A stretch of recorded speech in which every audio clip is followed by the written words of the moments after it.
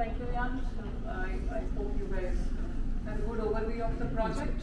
From there, moving on the project cost, as I mentioned, we have awarded an EPC contract in June 2022, which comprises a material part of our project cost, which is a fixed price contract for us. So thereby, some of the risks have been covered with that. We'll talk about risk maybe in a minute. But putting all the elements together, this is a brief overview of the project cost we have. So our project cost is, this is again a projected and an expected one, because it does involve, as you can see, some of the contingencies. So certain things, some strategic changes which we are still working upon. Some of them are some discussions with the regulator, some discussions internally, etc. So there is an element of contingency there. But briefly, the total cost as of now is projected to be around 6,170 crores, out of which approximately around slightly less than, so around 15-17% will be attributed to the air side, around 30-35% is towards various buildings such as terminals and few other support buildings, etc. Around 7% on land side. Then approximately around 30% is a mix of various things. For example, the early works done for the project, the design and the TMC, the utilities, etc. So this is put together our cost, and as I said, there is some contingency and some strategic changes still expected, which is approximately around 9-10% of the total cost.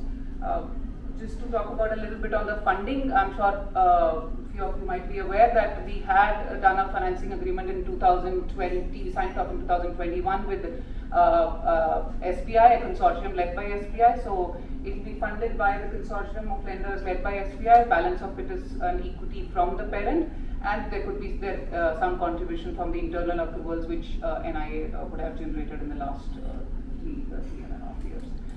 So that's a brief overview of the project cost.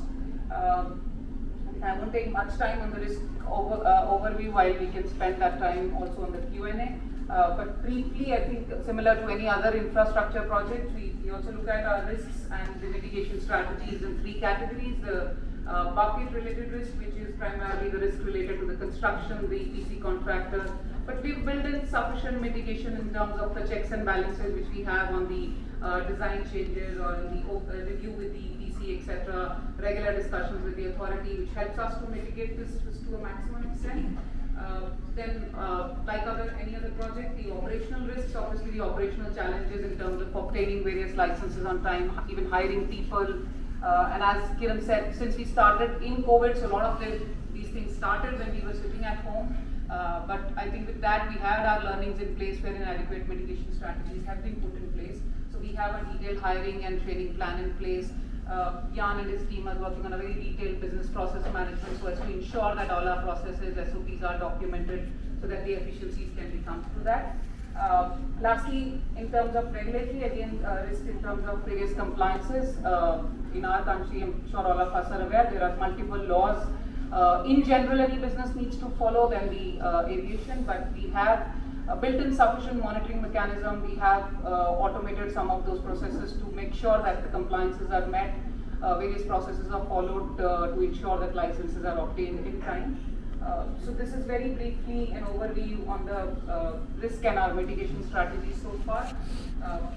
I think this was put together, what we all had put together to share with you guys and give you a brief overview of the project. I will thank you everyone for a patient listening, and I will let the floor open for Q&A.